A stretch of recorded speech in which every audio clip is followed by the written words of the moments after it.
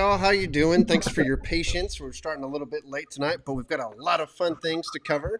Jonathan's still dancing to our Conservatism on Tap intro, which I'm so proud of that, guys. Like, of all the things that I've done for this channel, this might be my like absolute masterpiece. I'm so proud of it. Like, it took me forever to find that music, and then when I did, I immediately bought it, and I was like, what does that sound like? I mean, it just goes with anything, right? Like, Really does.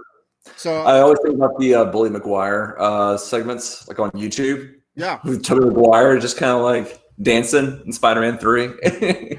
Or Iron Man. I've got to 2. say, Wes, you did a phenomenal job playing that saxophone. Thanks, man. Yeah, it's all original, totally original. But yeah, I was thinking of like other movies. Where would this fit into? And I thought of Iron Man and Justin Hammer. So put it in there.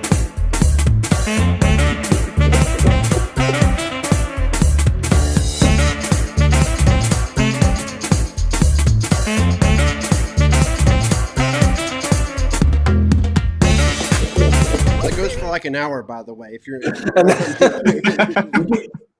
you can get so many views just with that hour on YouTube. You know those hour loops. Yeah, exactly. That's what you got. So nice. Anyway, no, it's great to have you guys on the show. Always a thrill to have Josh Lewis from Saving Elephants podcast. Welcome back, man. It's been a couple weeks, and I'm so glad to see you again. Hey, good to be here. Absolutely. And then my brother John Seiler. How are you doing, buddy? Pretty good, man. I've got myself a seasonal from Ale Works Brewing Company from Williamsburg, Virginia. It is a strawberry shortcake. Oh my goodness! It looks beer. amazing. And I know, like had not tried it before. It's a 7%er, and I bought it thinking like, strawberry is just so hard to get the flavor right. It's either like so over sweetened that it's just not. It's like syrup, or you can't taste it at all. But this actually is a really, really good balance. That's awesome. Really nice. Oh, no, that's great to hear. So I'm actually taking a break for a couple days. I took my wife out on a date. We had some really nice wine and stuff the other night. And then the night before that, I probably drank too much in my own house. So I need a break. But okay. I should have got two. Ooh, I nearly spilled it. I love the fact that with this show, we have recreated kind of the bar scene, right? Between, whoever we have on the show, between the 2 to 4 of us that come on, and then just getting comments and reactions and people talking to us. To me, it's the best of both worlds in the age of COVID and everybody distancing, as well as you guys, living in different states and all that stuff. I love doing this show because it's our chance to come together, just have some fun, and then, talk about the big issues that are ongoing, talk about things from a conservative perspective. It's such a good counterweight to Refounding Fathers, where we have a liberal and we have a libertarian on the show, to be able to come back here and see the diversity within the conservative movement itself. It's a lot of fun. So, but I'm always looking for cool things that we can do and segments we can add to the show. And we came up with a new one called Toast and Roast. So you guys are going to love this. Toast and Roast, I think, is going to be here for a long time coming. And the concept behind this is that we start to find something that we want to toast, somebody who's doing amazing work that we want to celebrate, and then we find something or someone that we're going to roast. I think it's going to be a whole lot of fun as we go through this. But so for our first toast, it's an easy one. It's an easy one for us to do the toast here. There we go. And that's going to be Josh Lewis himself, the man right here. Can you tell us, Josh, about what you're doing with this civil discourse that you're about to start here in the next, I think it's on the 1st of April. You're going to release your episode for it. You're part of one. Yeah, no joke. April Fool's Day, right? There you go. There's a group of us. I have a friend here in Tulsa, David Blatt. He is a former executive director of a progressive think tank in Oklahoma, of all places. And he actually reached out to me. It was his idea. I think it was a wonderful idea. It was just this, hey, what's wrong with American discourse? There's lots of books written about this. There's a lot of smart people talking about it. But one thing we seem to be lacking, at least at a local level or granular, is getting people in a room together to actually talk about, debate these issues and kind of work through them and try to do so in a civil manner where we probably won't agree on a lot of things, but hopefully if we could agree on one thing, is that the liberal democratic order we have of a free limited government is worth preserving. And we seem to be in a bit of a mess. We can't seem to get things done at a national level. Why is that? And is there something that could advance the conversation? So I definitely appreciate it. And Wes will say that, we're going to be gathering a group of conservatives and progressives to talk and debate about what's wrong with American discourse. I mean, what could possibly go wrong, right? So if it does go wrong, then I suppose the next time we meet, you could include me in the roast portion. Well, the thing was, when you get people away from the limelight and the mass media, right, and the opportunity for fame by being extreme, it's surprising how many people actually have reasonable opinions, right? But it just seems like those type of opinions don't sell. That's not what people go for. They immediately go for the extreme or the controversy or folks fighting. That's what it has become. I mean, I think of Anchorman, right? Like in the second one, they kind of show how all of media is now fixated on traffic accidents, and like it just becomes a joke, right? And there's some truth in that. That's really what attracts people. Is we don't want to see conservatives and liberals agreeing. God forbid, because how would we make our money? How would we get our politicians in office if these people start agreeing? There is so much invested in division. It is an arms race, and there's so much war profiteering going on. So I do think it's possible. The question is it going to be effective? Is it going to actually be sustainable? And how is it going to be marketable? And, so I'll be there with you. So I'm curious to see that, because you look at like our Refounding Fathers show, we had an amazing conversation the past 2 weeks on abortion. We're going to talk about gun rights next. And there's points that we agree on, like absolutely. And how rare is that, right? Like that's not the stuff that, Fox News, breaking alert, conservatives and liberals are starting to be able to work together on abortion. They don't want to hear that. No, they want to keep us apart. They want to keep us hating each other because that's easier to do. They want to paint every liberal as extreme. And then you go on CNN or MSNBC and they want to paint every conservative as extreme, right? It's easier to hate them. Trust me, because these people are terrible. And I'm tired of it. I'm glad you're doing what you're doing. I just don't know how you can compete with such deep vested interest in the status quo. Yeah, we can't. But if there's any way out of this mess, I think it's going to have to take place at a local level. I'm not looking for some national figure to figure all this out for us. Yeah. It's going to have to take people like the three of us.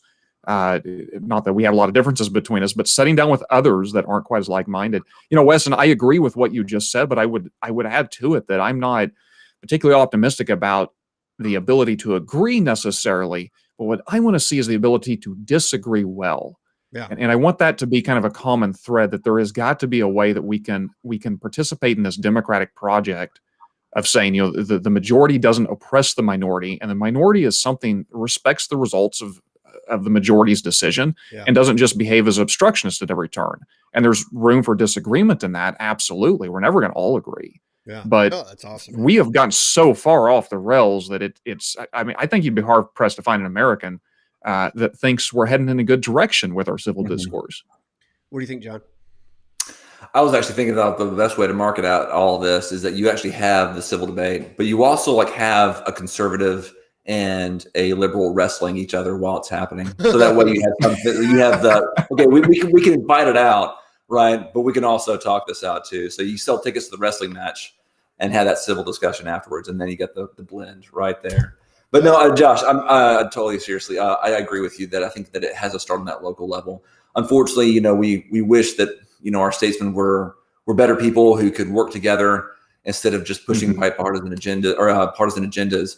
But I think that it has to start on that local level, and I think that there is that change on the local scale that ends up catching a fire and catching a passion. But I just think that it has to carry from discussion to action, where that action becomes, I guess, the marketable element. And you almost have to advertise yourself as well. And that's the other difficult part is, I think step one is having that discussion and then being able to say, look, this discussion is happening. Even if it means catching quotes, catching photos, or things like that you can share with people and see that this is actually happening, or if it creates some type of grassroots, action that helps benefit the local community. you say where that started. That started with everyone coming together as a team, as people, and putting aside their differences, and then putting on their differences when they needed to in order to educate someone else about their own views. I think that's where it all begins, but it's a slow process, no doubt. The trouble is, how do you make compromise sexy? Because the minute that people think of compromise, they think of appeasement. They think of, why would I want to compromise and give up anything for these people that I hate? Right? Like that's it's perceived as weakness. And of course, I think, well, what the heck was the Constitution? But a compromise. There's beauty out of compromise, which is, I bring forward what I believe, you bring forward what you believe, and if we have some type of common ground, then we can get to a place that may even be better than what I had. But that's not what people are told. People are told every single day, you're fine, you're perfect, there's nothing wrong with you, it's these people over here, right? Whether they say that about us, right? Oh, it's these conservatives who are all racist. But then on the other side, they're like, there's these liberals who are all communists, right? Either way, they're trying to tell you that you're just a victim, you're fine, you're perfect. If everybody looked and acted like you, the country would be fine. It's these people over here, right? So why would you want to compromise with those people over here when they're made out to be, there's no compromise with the boogeyman, right? That's what they've made him into be, which is a huge problem for me, because when I go back and I look at the founders, and I know you've seen this too, Josh, in your reading and research and the people that you've interviewed for your show, is you actually find that many of these people were just as liberal as anybody today. Thomas Paine, Thomas Jefferson. I mean, I think I would have probably punched Alexander Hamilton in the face with some of the things they were doing, right? And they did. They shot each other. So there's all literally shot each other. Absolutely. So there was all kinds of disagreements and anger and all this stuff. But the important thing is that that's not what won the day. What won the day is the fact that some people did learn to compromise, and they did learn to come up with something better. And out of that came our country that is a result of compromise. And yet today we can't have it, right? That's crazy to me. It's crazy to me. So I'll give you an example, is that one of the things that Chris, who's the liberal on our other show, was talking about is, I would love to see a world where abortion was unnecessary. And of course, me as a conservative, I'm thinking a world where it's illegal. But you know what? A world where it's unnecessary sounds pretty good too. How did we get there? And of course, he says education and things like that. And I'm like, okay, let's also throw out Roe v. Wade while we're at it. But sure, there's ways to be able to find some types of, okay, we may disagree on the means to get there, but we both agree that we want a world where parents are having children because they want to have children and at no other time, or they're able to give them up to adoption, and they've been able to work through that process in a decent, humane manner such that the kid never has to suffer, right? We can find an end state that we all agree on. But again, how do you sell that? That's the problem. So I know you're the guy to do it, man. I'm looking forward to it. So no pressure. Either way, we're certifying you as Toasty. So you're the first one. Now we get to the roast. This is going to be awesome. The roast is where I find something ridiculous on YouTube or in the media. I think we're going to be roasting AOC a lot. Anybody else, feel free to send it to us. I found this the dumbest video while I was at the doctor's office waiting, and I can't wait to show it to you. It's the most British thing ever. That chase and get the white up to the reds. You won't see any better.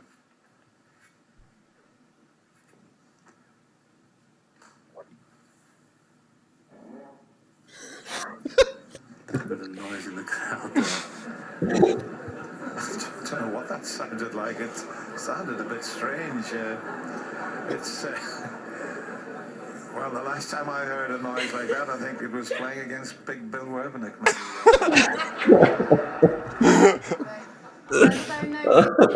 My favorite part is that the guy times his fart, whoever it was in the audience, right when he's about to hit the right when he's about to hit the ball, right.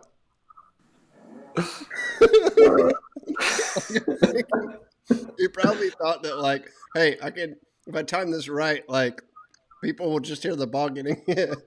But then the commentator's fantastic because he was like, that sounded kind of strange. No, it sounded like a fart. That's what it sounded like. Dude, he recovers and learns how to make fun of somebody. Yeah, I'm surprised the guy didn't just like crack up like it's Big Bill illegal. Revenant.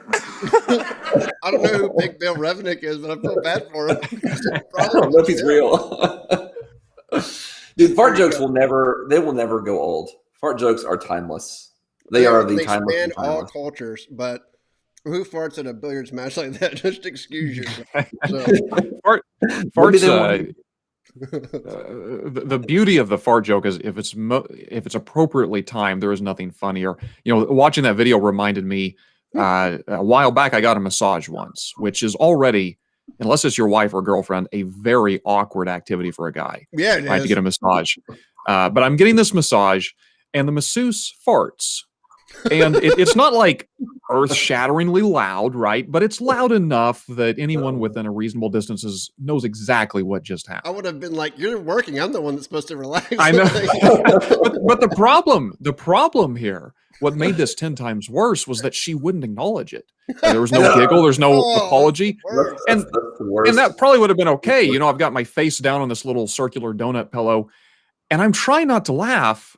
And I'm doing a pretty good job of not laughing, but every muscle in my body suddenly gets tense, which is a real problem because the masseuse immediately notices all my muscles are tense. So it's a sort of, she knows that I know that she knows that I know, but nobody's saying anything. And it's just feels that yeah. So it's you just got to laugh at fart jokes. All right, so there we go. That is our roast for tonight. So I'm telling you, if you never tell any kid about farting, they will still develop a fart joke.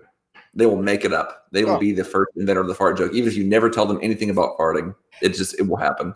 So that video is on YouTube. The comment section is just it's just perfect. So take it away. But anyway, so yeah, there you go. Awesome. That was a fun segment. So we'll start doing that, I think, each week. Is anytime you've got something with somebody we want to celebrate or just somebody who gets it. There's all kinds of really good conservatives out there that I enjoy talking to and enjoy celebrating. There's all kinds of great work going on. So celebrating that, and then I think we'll find plenty of people to make fun of as well. So I'm looking forward to that. No doubt. I did want to bring up a comment, and I'll have to find it here. But there was a comment that you had a couple weeks ago, Josh. I think it was in our text message. Is that you were asking when it came to Edmund Burke, where do you start, right? Like people know that he's written several books. You can Wikipedia or Google Edmund Burke. But if you wanted something less daunting than, say, Reflections on the Revolution in France, what's a good intro to him? And I wanted to bring John into that conversation because there is. I mean, we've both read quite a bit on him. I don't have the time to be able to balance kids and, a full-time job and all that now, but there's still plenty of books that we've read over the years that are inspiring. So, John, if you had to recommend one, what would you say?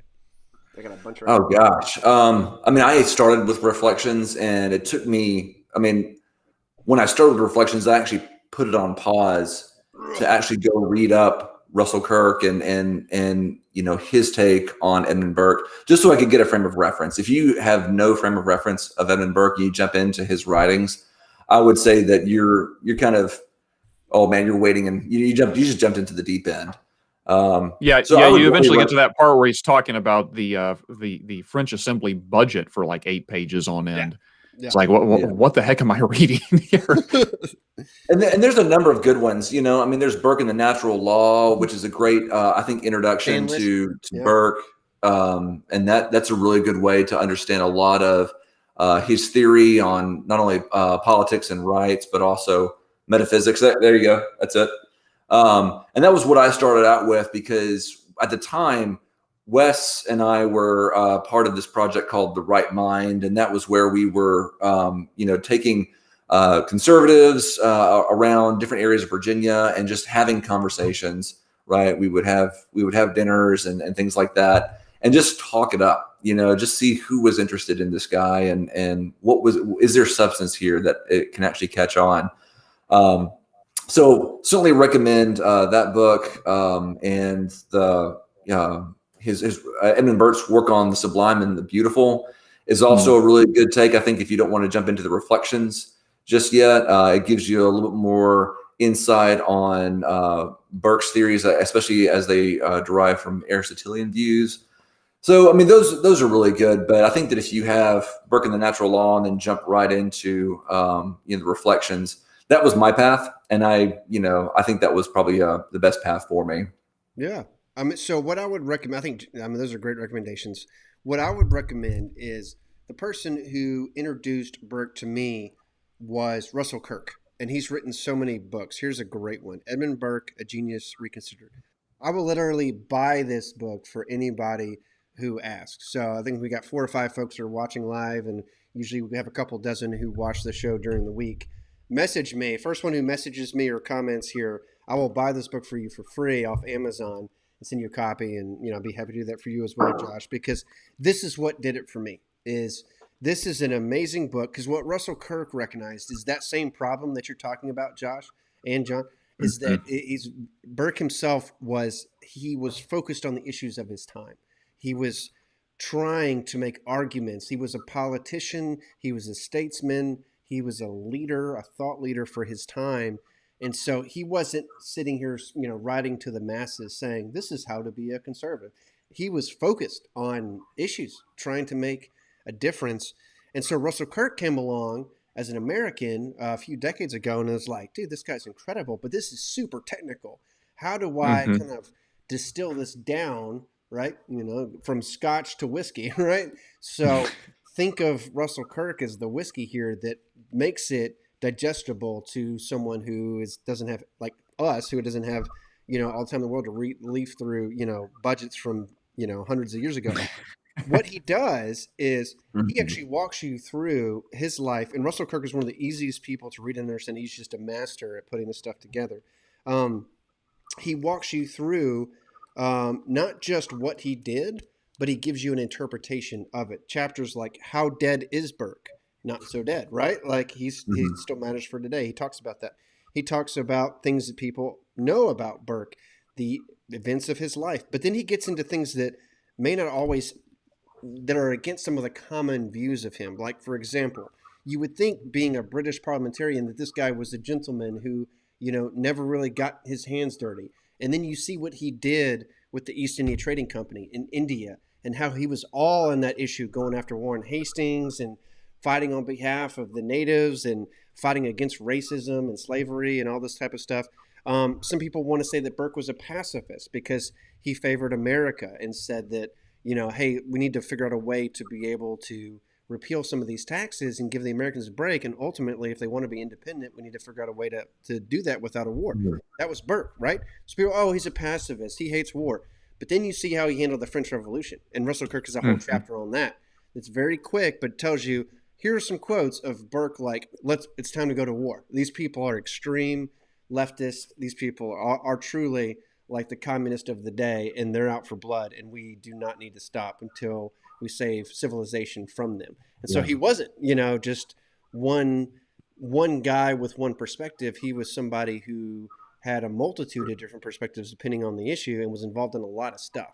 And Burke puts it down into a really short book that's, like I said, it's easy to read, a couple hundred pages, and you can just pick the chapters that you like, and you come away being like, wow, okay, maybe we should start a channel about this guy. You know what I mean? Right? Yeah. So that's my answer to you, brother. And I think I'll do. No, I appreciate that. Yeah, go ahead. I was thinking, actually, I just got done recently with the Letters of Regicide piece, and that's where I thought it was interesting that it's almost like a sequel to the Reflections that Burke writes, because France had already undergone its revolution. It turned out that it was just as much as a mess as Burke had predicted it would be, and then Britain was debating about having peace with France, and Burke was like, no. Under no circumstances should we negotiate a peace with France at this time. We need to wait until the monarchy is restored, even if that's decades from now. And that wasn't popular, but that was Burke saying, like, if we need to stay at war, we're going to stay at war. Like, we are not going to give an inch. And that was good that he said that. I mean, because France was still, at the time that Burke was writing those letters, planning on invading Ireland and stirring up an uprising there that would cause, Britain or England to, have to refocus all their efforts. So there was definitely a time where Burke was certainly, much more multifaceted than we might care to admit. Like, certainly keep peace with America, but fight France as much as possible until that monarchy is restored. Yeah. Yeah, absolutely. And I think that's what we need today is we need to look through tradition and history and to access some of these guys because they can help us. I mean, people are so focused now on a politician as a leader, right? Whether that's Trump or whether it's going to be one of his kids or maybe it's going to be Ron DeSantis. People are looking to politicians, to save them or to lead them. But there's, you don't have to wait for that. Like that, I hope there's a Republican in the White House a few years from now. I'm probably end up voting for him, and supporting him and all that kind of stuff. But people often make it seem like that's the only source of authority when it comes to politics or political philosophy or the challenges that we face. Is it's all kind of focused on political action. But there's, and Burke would say this, he'd be the first to say this, there's all these people through history who can give us hope and strength because you can see what they were up against. You can see, just like we were talking about, that the need for compromise has been around as long as human beings have existed, that there have been horrible things that people have stood up to. And what did they do to do that? Did they all put their hope in one person? No, right? They took responsibility for themselves and they worked it out together, including being willing to give a little on some of the issues in order to make progress. And that's the kind of stuff that I feel like we should be doing as conservatives, learning how to do that gracefully and successfully and effectively, So I was out running today with just a last example for you guys. And I was listening to, I have like a little, running coach app, and it has these people who've like, won marathons and all this kind of stuff and Olympians and all that. And they consistently say the same thing, which is if you're going to go for a jog, if you're going to go for a run, if you're going to get into cycling, if you're going to get into whatever it is, right? Be willing to listen to your body and pace yourself, right? They always say this when you're working out is like, don't start off like just super hard. Hey, I'm running and now I'm going to give 100%. Like ease into it, work, get a comfortable pace and save that, pushing yourself for the end. It's just great coaching. I feel like the conservative movement needs that, because everything we do is just like, like we're going 100 to 1. Every time we see some ridiculous like rapper who turns out to be a Satanist on TV, or we see Cardi B, or I don't even know who these people are, like we see somebody like doing the Madonna thing, we freak out and the world's falling and like we need to fight them and like our country's like we're constantly at like a level 10, and Right, I know. there are things to be concerned about. There are problems in the world, but we need to find our pace. We need to be able to regulate ourselves a little bit better, because when you read stuff about Burke, you'll see that like the French were I mean, it was going to be a world war, right? Like they were really, I mean, then you have slavery, you had, of course, the American war with America. It's so many other things going on. And yet Burke, I think, is someone who paced himself very well. And he knew when to turn it on. He truly did. When to establish a pace, right? So I think we got... Yeah, and on speaking of that, like the last few things that he wrote was that Letters on a Regicide piece. And he knew that his life was nearing an end. But you can definitely tell that like that was when he like pulled out all the stops. I mean, he knew that he didn't have a whole lot of time left, just naturally. His life had reached full living. But he was just like, okay, pulling out all the stops here. Like, and he uses a lot of language that was meant to elicit as much emotion as possible, but for a good cause of establishing a strong legacy and maintaining the traditions that they had all worked so hard to maintain. So I think there's something there, Wes, to talk about as you're serving the community and as you're working hard. You also have this mindset of the future and of your legacy and the thing that that you leave behind. And then there's also a time to oppose. There is a time, and sometimes that opposition makes for more news than the good that's around. But if we oppose anything, I feel like it's those who don't want that civil discourse. It's those who turn their noses up at it. Like those are the people that need to be called out, and that the harsh words need to be strung out to them for. That's when you pull out your guns. Yeah, and he did. I found a couple of quotes here for you from Russell Kirk's books. And this just kind of speaks to the pacing. And then I'll read this real quick to finish out the show for tonight. As Burke said, in all that we do, whether in the struggle or after it, it is necessary that we should constantly have in our eye the nature and the character of the enemy that we have to contend with. The Jacobin Revolution is carried on by men of no rank, of no consideration, of wild, savage minds, full of levity, arrogance, and presumption, without morals, without probity, without prudence. And that's the kind of thing he had been saying for years. He's like, these guys don't look like they got it together. And then increasingly, he got to this point where he was like, now they've proven it. Now they're terrorists. Now it's real, right? And so that's when he got to level 10 himself, when he hit this point.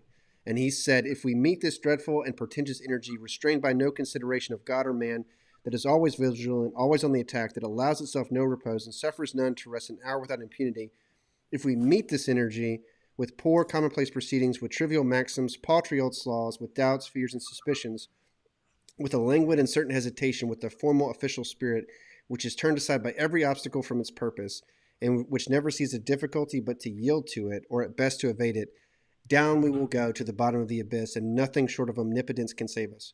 We must meet a vicious and distempered energy with a manly and rational vigor. Right? There's some Burke for you. Like, and he was ready to go to war. I mean, that was the Pearl Harbor, right? You know, of his day. That was the 9/11 of his time. And he was immediately out front saying, let's go. Let's, you know, because these guys have they have showed us their true colors. And there's no compromise. Totally different than how he treated America. With America, he was like, we need to be trading with them. These guys are awesome, right? Like, they have civility. What they want is reasonable. They don't want to be taxed to death. Who does, right? Like, totally different guy. So I love the nuance there. I love the differences based upon the enemies. And I think that constantly people see conservatives see liberals as that. They love that part. Right. And there's a time for it. There are some liberals who are just way out there on the limb, you know, and they need to be countered that way. But that's not all of them. Right. That's not all of them. And I love having many of them on our shows and talking to us on our pages. And those type of people, hey, let's talk with them. Let's see what we can get done. So.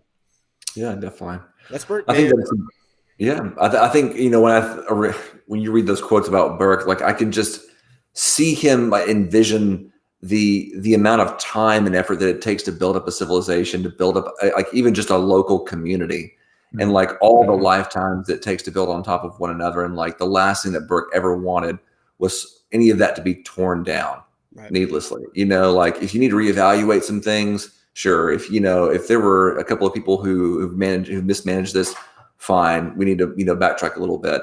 But if you ever need to tear the entire thing down, like, that was the equivalent of like mass anarchy to him.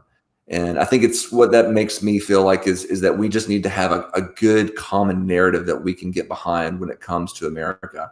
That's why I think it's refreshing to revisit, the founding fathers here and to just talk about the ways that they did compromise, the ways that they disagreed, where they were out of line and where they were in line. That's what helps provide that common narrative that we can also build upon as well.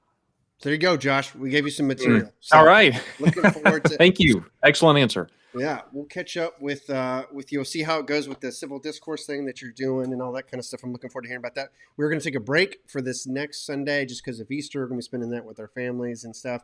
So look forward to getting back here in a couple weeks. Thanks for the folks that were watching live. All the great comments and stuff that we get every week, emails. If you've got ideas for us, especially for our toast and roast section, let us know, or anything else you want us to get into. We're happy to do it. Love doing it on this show. So Josh, once again, thank you so much for your time, for being here. And then John, you as well. Thanks, guys. Cheers. All righty. All right, guys.